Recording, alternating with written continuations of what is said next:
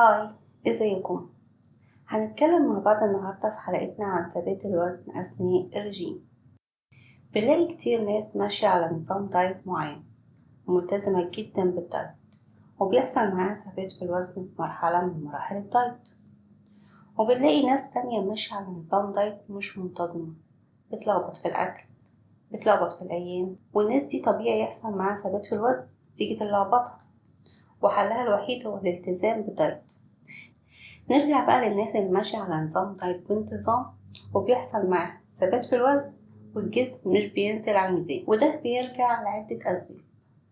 ومن أهم الأسباب دي أول حاجة الجسم بدأ يخزن مية جواه، وده بيرجع لأكتر من سبب. السبب الأول عدم شرب المية بكمية كفاية، يعني لازم نشرب مية من لتر ل2 لتر في اليوم. تاني سبب زيادة الملح في الأكل، أكل الحوادق، أكل المخللات، أكل الموالح. في الحالة دي الجسم يبدأ يخزن المية جواه لأنه بيخاف يدخل في مرحلة جفاف. تاني نقطة بقى معانا الأكل بكميات قليلة جدا، يبدأ الجسم يخزن كل الأكل ويوقف الحرق لأن الجسم بيحس بخطر وبيخاف يدخل الجسم في مجاعة، يبقى لازم نلتزم بالكميات المكتوبة لنا في الدايت. النقطة الثالثة كان في مقولة عجبتني جدا. المقولة دي بتقول إيه؟ لازم الحرق يحس بفرق. يعني إيه؟ يعني كل فترة من فترات الدايت اخدع الجسم. ازاي هنخدعه؟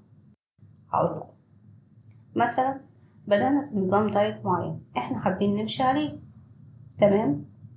بعد فترة هنلاقي الجسم اتعود على النظام ده وبطل يحرق نتيجة التعود. احنا بقى نعمل ايه؟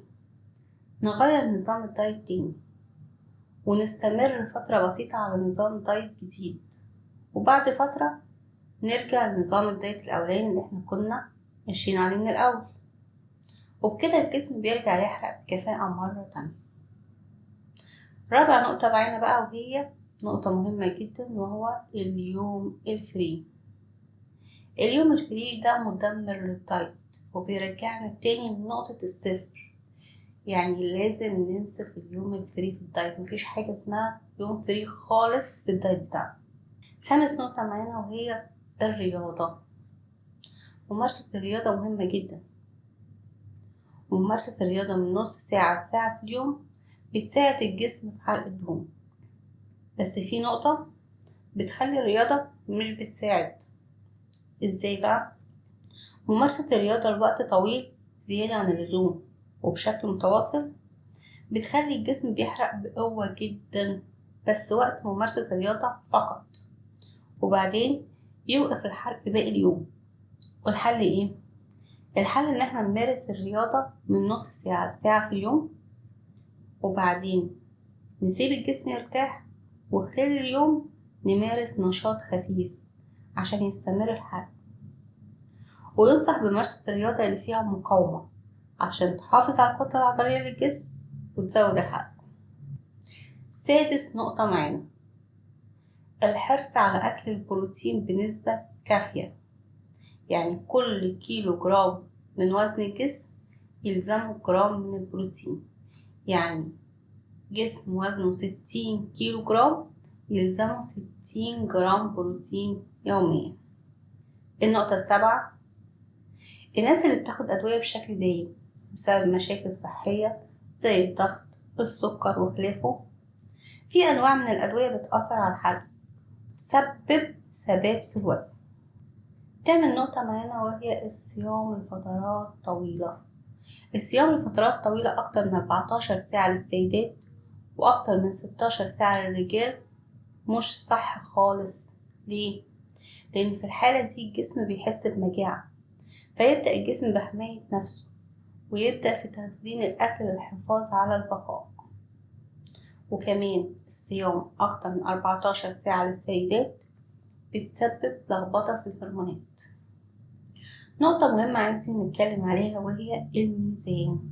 الناس اللي بتوزن نفسها كل يوم وعندها هوس بالميزان علشان تشوف وزنها اتغير ولا لأ، ده مش صح.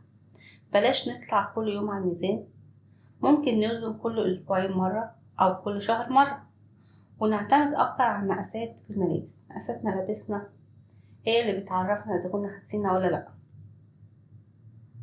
ونصيحة عايزة أقولكوا عليها، نصيحة مهمة جدا، لو التزمنا بيها هتكون حياتنا كويسة جدا. النصيحة بتقول إيه؟